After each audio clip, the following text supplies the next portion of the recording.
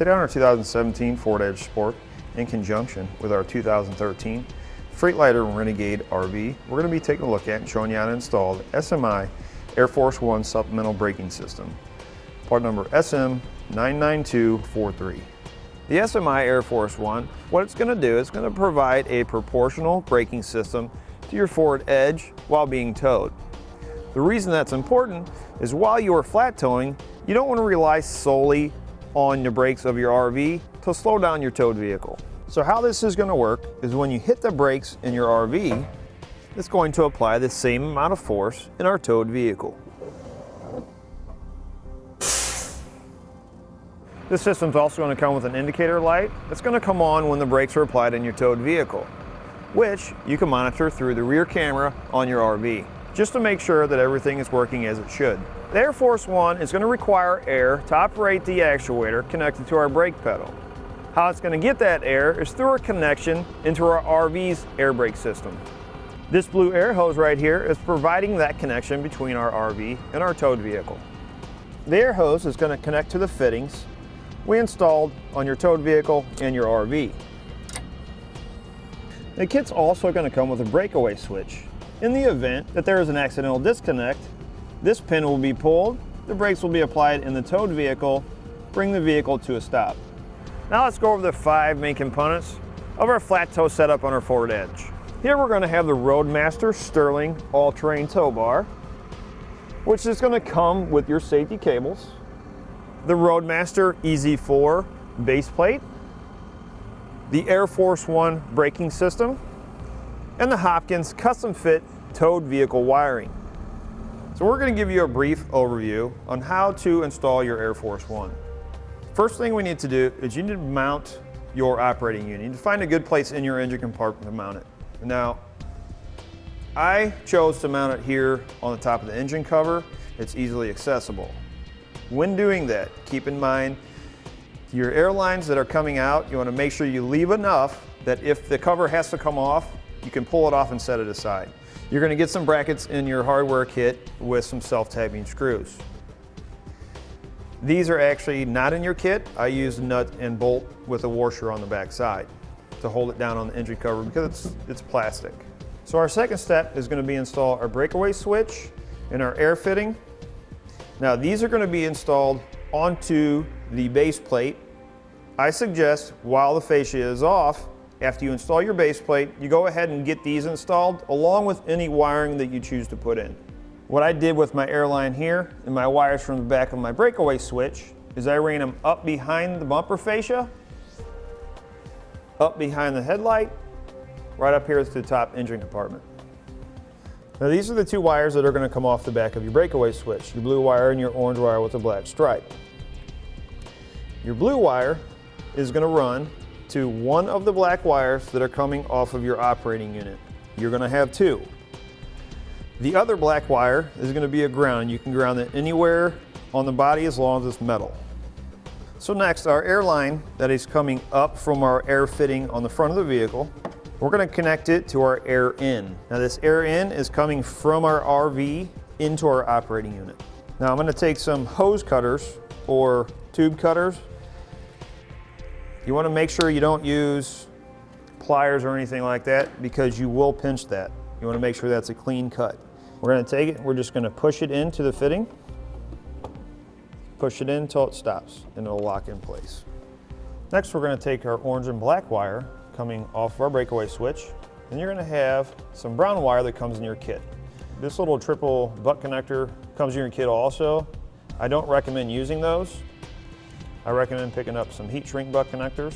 What you're going to do is you're going to take one end of the brown wire and you're going to connect it with your orange wire inside the butt connector. On the other end, you're going to take your fuse holder that comes in your kit and you're going to put it on the other end of that butt connector. Now this is going to be going to the positive side of your battery. When you connect this, you want to make sure that that fuse is not installed. Our next step is going to be to connect our vacuum line.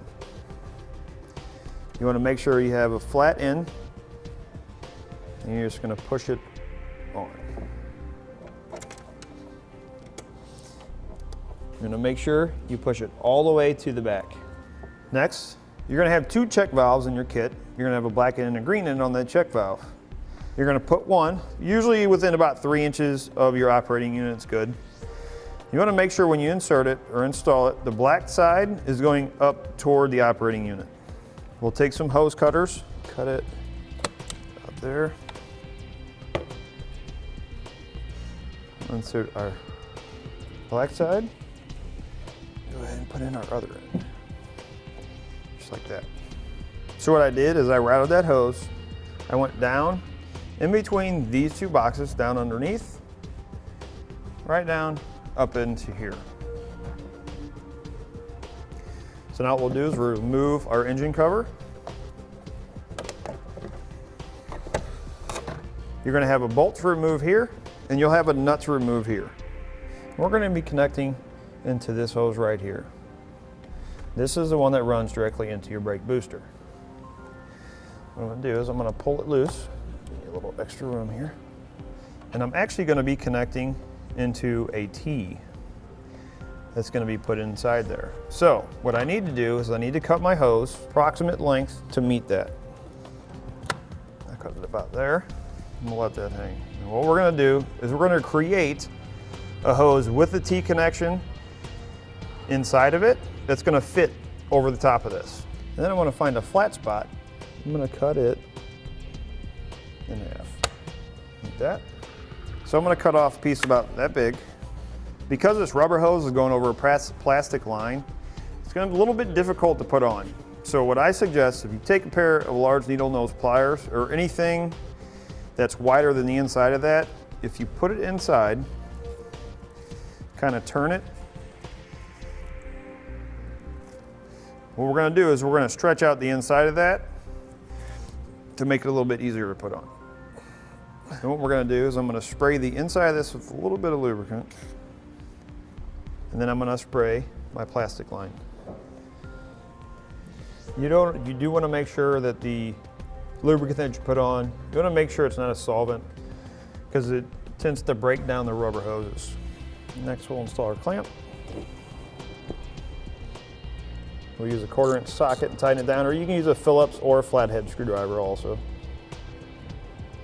You want to make sure when you're putting this clamp around this rubber hose that's around the plastic hose that you don't tighten that down so much that it creates a gap in there where it's going to suck in air or blow out air. You just want it tight enough that it's going to stay on there. Next, I'm going to install my second check valve that comes in my kit. We're going to cut this hose down just a little bit. Then when you install the check valve, you want to make sure that the black side is going towards the engine. Insert that into our tube. Now we're going to put another section on the other end of our hose.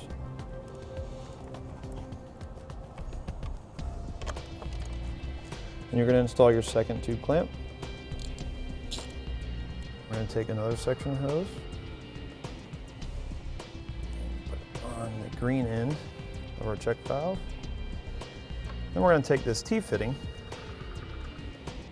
put it on like that, and then connect the 2 ends.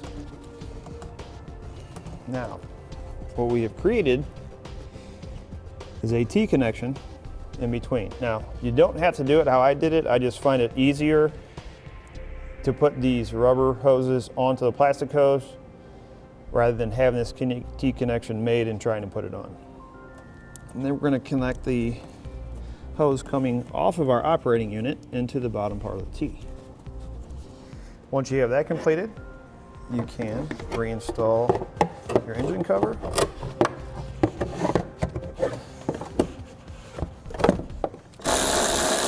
Then we're going to have a third airline that's going to be coming off our operating unit. Again, you want to make sure that's flat cut, it's not kinked or pinched at all.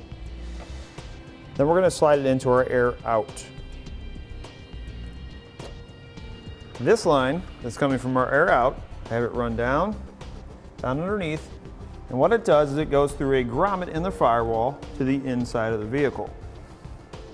The other end of this brown wire is also going to be running inside.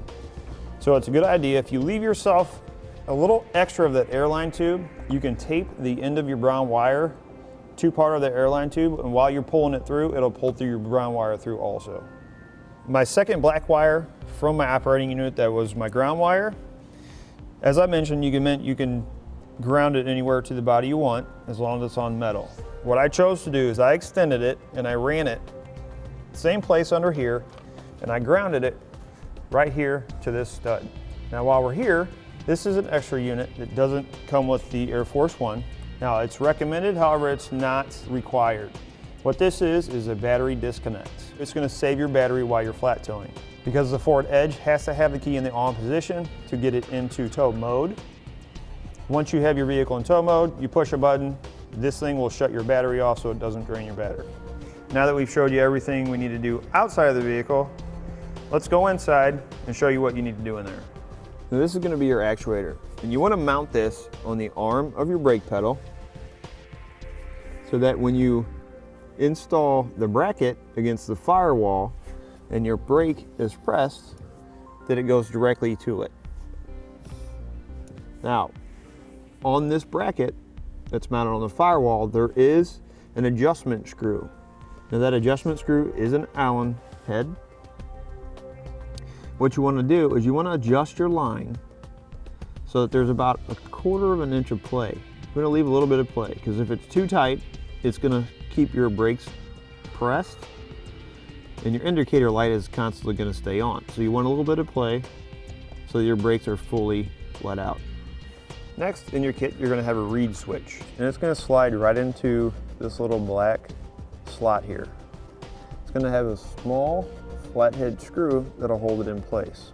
And what that does is that's going to light up. It's going to have a black wire that comes off it, and at the end of it, it's going to have a blue wire, a black wire, and a brown wire. The brown wire is going to connect to the brown wire we ran in through the firewall.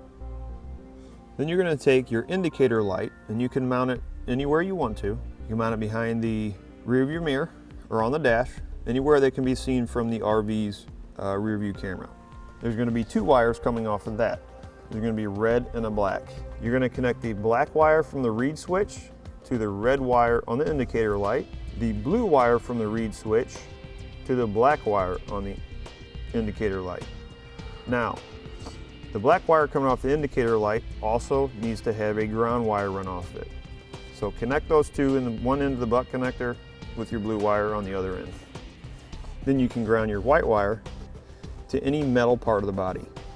Now for my indicator light, which is going to stick on the back side of the mirror, I just ran it up above the headliner. I pulled the panel off right here at the top, tucked it down inside, and then tucked it down inside all the way down this A-pillar. Removed these 2 panels and took my wire right down behind the dash. Now what I'll do is I'll take all this, bundle it up, and zip tie it to some existing wire in there so it's out of the way.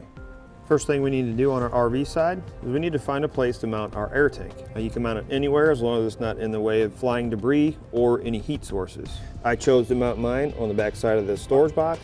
You just want to make sure when you drill your holes for your hardware, there's nothing on the other side. Next thing we need to do is you want to make sure you let all of the air out of your brake lines. And then from underneath the RV, you want to locate your metered air line and your air supply line. This one here is going to be our metered air. And our supply line is going to be 3/8 inch in diameter. And it's going to come out of our large tank. Now we're going to have 2 T fittings. One's for our metered air and one's for our supply air. We're going to start with our metered air back here.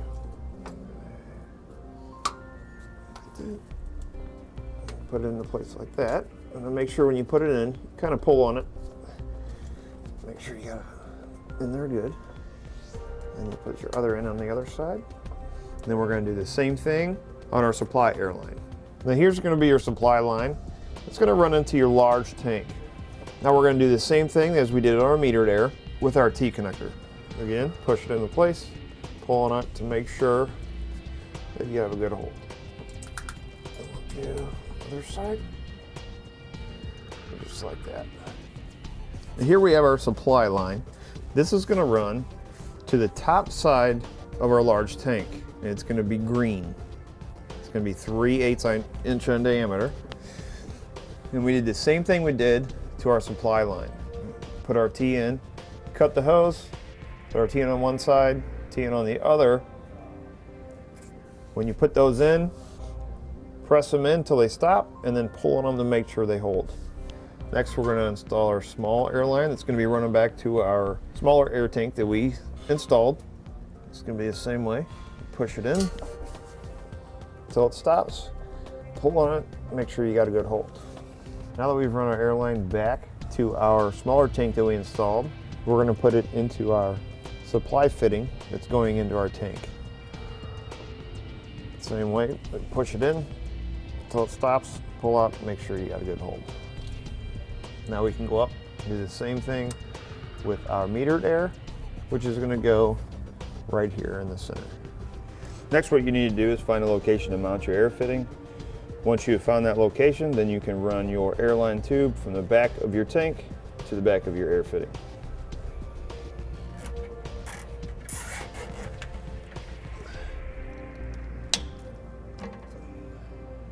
Push your line in until it stops. Pull on it, make sure it's secured. Now for my air fitting I mounted, that line is going to connect into the very bottom air fitting that runs up into this unit. Now that we've got everything connected on our RV, it's time to hook it up and test it out. And that'll do it for a look at an installation on the SMI Air Force One supplemental braking system, part number SM99243, on our 2017 Ford Edge Sport.